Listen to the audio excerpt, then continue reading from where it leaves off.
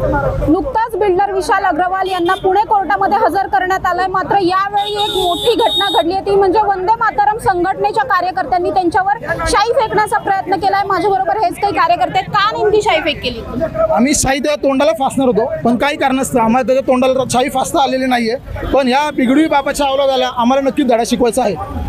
काय कारण आहे? पण आता आपण जर बघू शकता काय कारण आहे। हा जर मुलगा अल्पवयीन तुम्ही म्हणता, दारू प्यायला हा अल्पवयीन नाहीये, गाडी चालवायला अल्पवयीन नाहीये, पण शिक्षा मात्र आली गेल्या 300 शब्दांचा निबंध लिहिलेला होता। म्हणजे 2 प्राण्यांचा बळी तुम्ही फक्त निबंधावर आठवता, ही न्यायव्यवस्था अजिबात नाही। आम्ही वंदे मातरम संघटना आम्ही या पूर्ण गोष्टीचा निषेध करतो।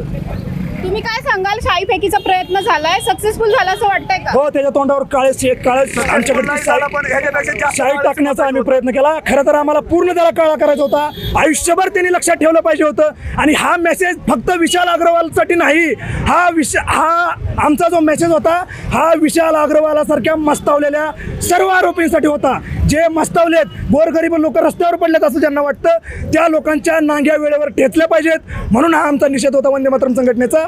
अशी जर वेळ परत कुणावर आली तर त्याला मात्र आम्ही पूर्ण काळ फासल्याशिवाय राहणार नाही। तुमच्या आमच्या लेकरांच्या, तुमच्या आमच्या सर्वांच्या लेकरांच्या चिरडण्याची आपण वाट नाही बघितली पाहिजे।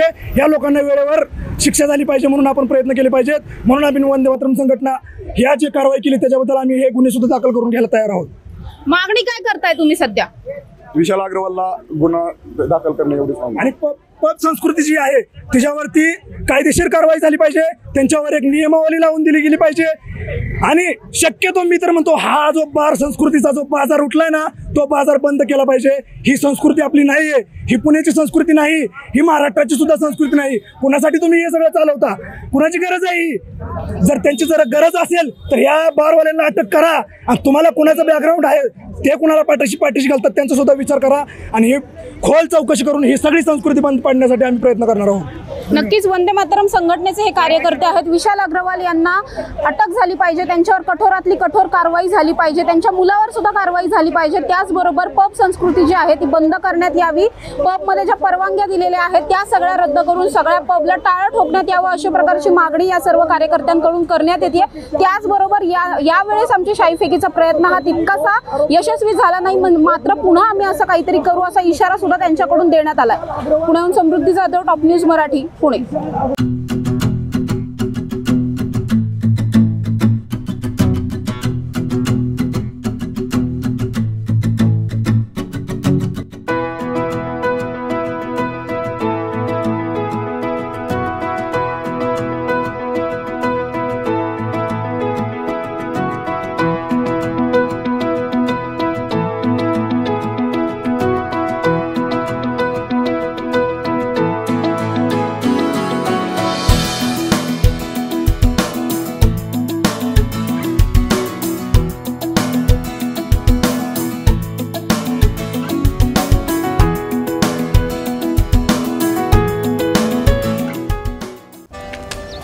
Come on guys, hurry up.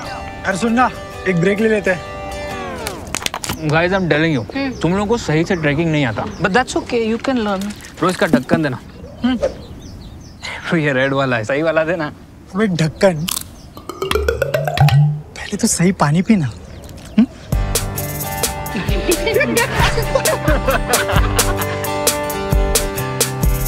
Manikchand Oxyrich, proudly Indian.